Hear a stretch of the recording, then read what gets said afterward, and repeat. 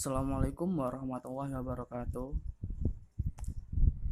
Kami dari kelompok 2 dari makalah sejarah perkembangan penduduk dunia dan Indonesia dalam keseimbangan lama dan baru. Oke, materi yang pertama saya akan membahas tentang beberapa masalah di sini. Yang pertama, apa yang disebut dengan keseimbangan lama dan baru. Yang kedua, bagaimana perkembangan penduduk dunia. Yang ketiga, bagaimana perkembangan penduduk Indonesia.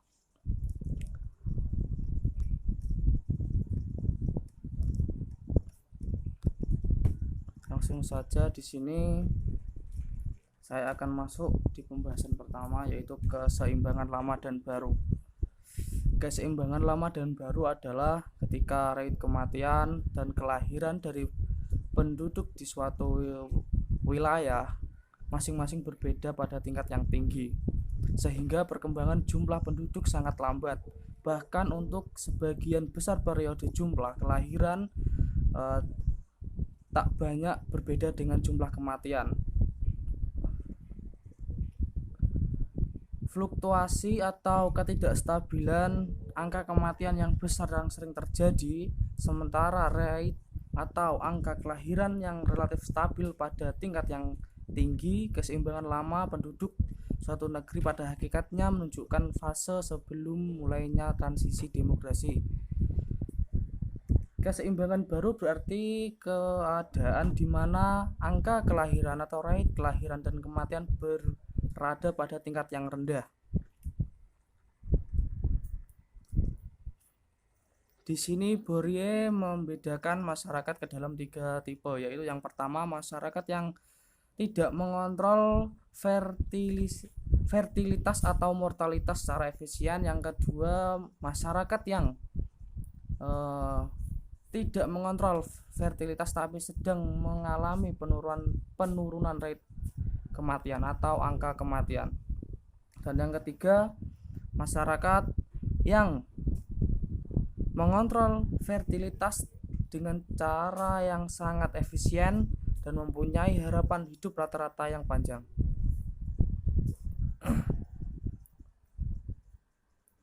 Oke, yang kedua adalah perkembangan penduduk dunia. Perkembangan penduduk dunia itu sangat erat kaitannya dengan perkembangan peradaban manusia yang berinteraksi dengan alam sekitar. Ada 3 tahapan yang berkembang di peradaban manusia hingga masa kini. Yang pertama adalah ketika manusia memulai mempergunakan alat-alat untuk mengurangi atau menanggulangi kehidupannya. Zaman ini bisa disebut dengan zaman peralatan yang menggunakan alam seperti peralatan batu muda, dan perunggu. Yang kedua, zaman ketika manusia mulai mengembangkan usaha pertanian, menetap dan mengubah kehidupannya yang semula dengan berburu dan nomaden menjadi bertani dan menetap di sekitar pertanian tersebut. Yang ketiga, zaman mulainya era industri sekitar abad ke-17, revolusi industri ya. Sesudah Masehi yang ditandai dengan tumbuhnya pusat-pusat industri yang berkembang di kota-kota pemukiman manusia.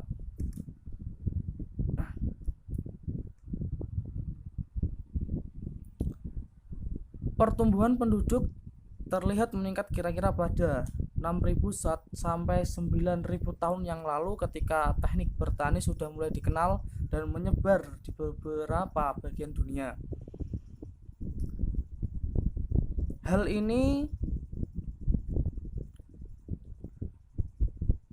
membuat pertumbuhan atau perkembangan penduduk semakin meningkat karena manusia semakin makmur. Selain itu, perkembangan ilmu pengetahuan dan teknologi dalam mengelola sumber daya alam yang ada juga membuat kehidupan manusia semakin baik.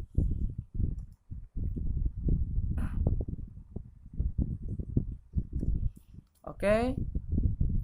Berkaitan dengan tahap perkembangan teknologi maupun peristiwa-peristiwa sosial ekonomi penting yang dialami penduduk dunia, maka sejak tahun 1650, Thomson dan Lewis membagi periode perkembangan penduduk dunia ke 5 periode. Yang pertama yaitu periode 1650 sampai 1800, ditandai dengan perkembangannya teknik-teknik pertanian, pendirian pabrik-pabrik dalam tahap awal, serta pengembangan secara tradisional transportasi dan penghubungan, disertai dengan kestabilan politik yang relatif terjadi di banyak negara di dunia. Yang kedua, periode 1800 sampai 1850. Pertumbuhan penduduk dunia sudah menunjukkan variasi antara negara satu dengan yang lainnya, maupun antara satu kawasan benua dengan kawasan benua lainnya. Yang ketiga, di periode 1850 sampai 1900 ditandai dengan sudah banyaknya negara di dunia yang sudah melaksanakan sensus penduduk secara lengkap, sehingga data kependudukan dunia sudah semakin banyak dan reliabilitasnya semakin tinggi, keasliannya, ketepatannya. Yang keempat, periode 1900 sampai 1930. Peristiwa dunia yang membawa pengaruh demografis yang besar ialah Perang Dunia I. Dalam peristiwa ini banyak penduduk yang meninggal di medan perang ataupun meninggal karena buruknya keadaan ekonomi. Yang kelima adalah periode 1930 sampai sekarang merupakan periode peledakan penduduk dunia yang cukup besar, terutama setelah Perang Dunia Kedua. Peningkatan pelayanan kesehatan semakin meningkat, terutama dengan penemuan berbagai jenis obat antibiotika. Penemuan teknologi modern semakin mendorong peningkatan kualitas hidup. Di situ pihak keadaan ini justru semakin menyukseskan usaha pengendalian penduduk negara maju. Namun sebaliknya, di negara-negara yang belum maju, terutama pada awal periode, justru mendorong pertambahan penduduk yang cukup besar. Dalam periode inilah angka 4 miliar dari jumlah penduduk dunia dicapai. Banyak sekali, bro.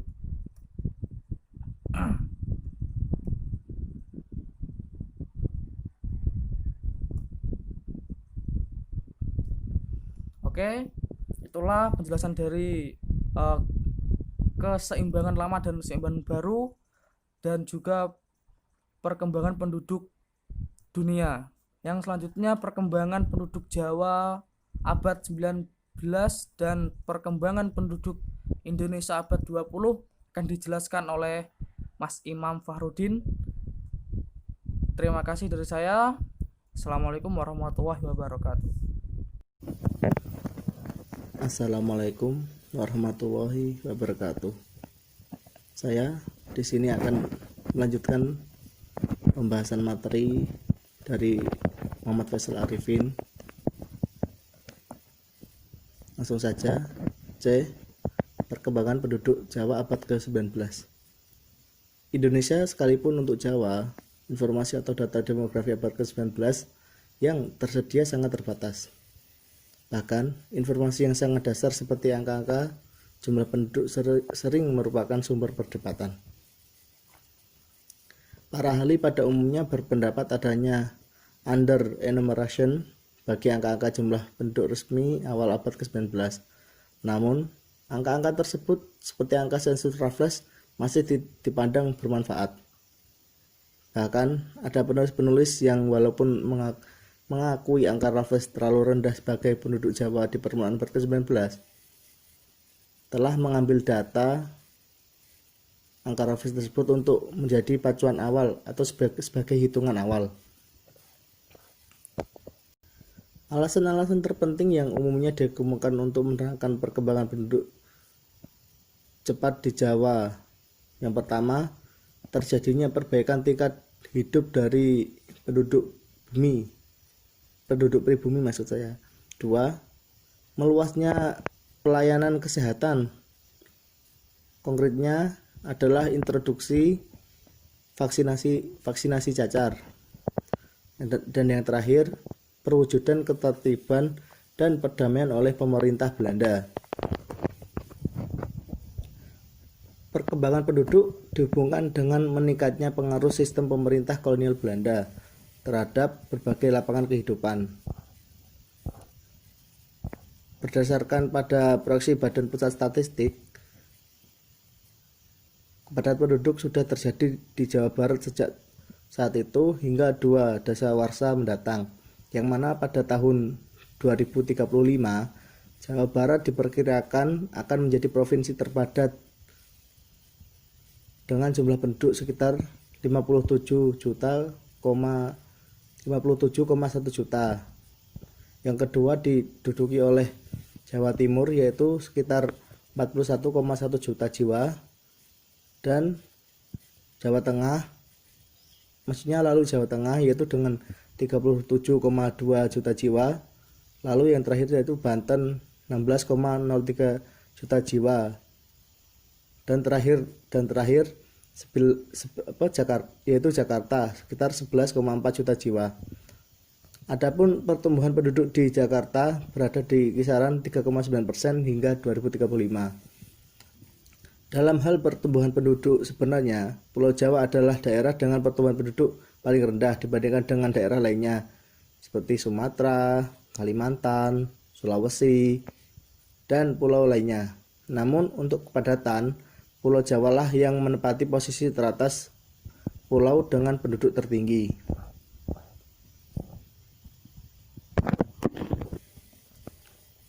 Bertambah padatnya penduduk Pulau Jawa tidak terlepas dari meningkatnya proses urbanisasi khususnya ke Jakarta dan daerah penyangga lainnya, di mana prosesnya meningkat setelah era 1980-an, ketika pada 1980 urbanisasi ke Jakarta mencapai 93,69%, kemudian meningkat menjadi 100% pada 1990 dan stabil 100% pada 1995. Meskipun begitu, Pulau Jawa masih unggul dalam tingkat migrasi keluar dengan 2,59% pada tahun 1980.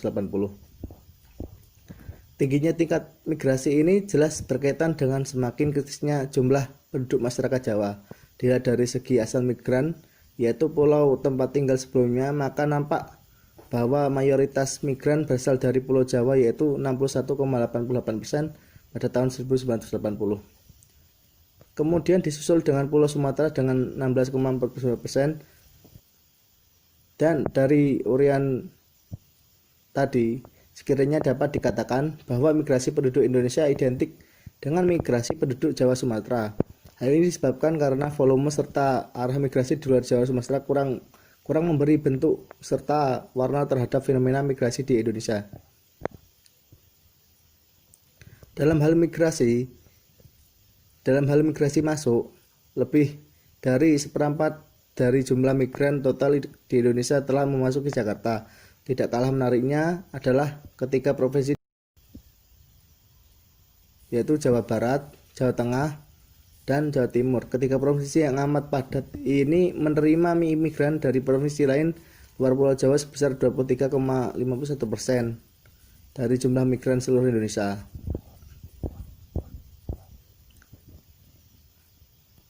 Selanjutnya D. Penduduk Indonesia abad ke-20. Dalam zaman sebelum Indonesia merdeka, pengumpulan data jumlah penduduk yang lebih seksama mencakup seluruh wilayah Indonesia dilaksanakan untuk pertama kali pada tahun 1920 yang dikenal sebagai sensus penduduk 1920. Sesudah itu berlangsung 5 kali pengumpulan data penduduk melalui sensus, yaitu 1 kali sebelum Indonesia merdeka pada tahun 1930 dan 4 kali setelah Indonesia merdeka masing-masing pada tahun 1961, 1971, 1980, dan 1990. Data jumlah penduduk dari keempat sumber ini cukup dapat dipercaya. Dalam masa 60 tahun terakhir antara 1930 sampai 1990, jumlah penduduk Indonesia hampir menjadi 3 kali lipat. Suatu percepatan perkembangan penduduk telah terjadi di Indonesia dalam jangka waktu 5 dekade terakhir hingga tahun 1980. Namun pada periode 1980 sampai 1990, perkembangan penduduk Indonesia secara keseluruhan telah menurun menjadi sekitar 2% per tahun. Perkembangan penduduk tahunan yang sedang berlangsung dewasa ini lebih rendah di Jawa dibandingkan dengan kebanyakan pulau-pulau lain di luar Jawa. Yang terakhir, kesimpulan. Keseimbangan lama dan baru adalah ketika rate kematian dan kelahiran dari penduduk suatu wilayah masing-masing berada pada tingkat yang tinggi, sehingga perkembangan jumlah penduduk sangat lambat. Bahkan untuk sebagian besar periode jumlah kelahiran tak banyak berbeda dengan jumlah kematian. Fluktuasi rate kematian yang besar sering terjadi, sementara rate kelahiran relatif stabil pada tingkat yang tinggi. Keseimbangan yang lama penduduk suatu negeri pada hakikatnya menunjukkan fase sebelum mulainya transisi demografi dari penduduk negeri yang bersangkutan. Sekian dari saya. Maaf bila ada tutur kata atau kata-kata yang mungkin tidak berkenan di hati para pendengar atau penonton. Saya mohon maaf yang sebesar-besarnya. Wallahul muwaffiq ila aqwamit thoriq. Wassalamualaikum warahmatullahi wabarakatuh.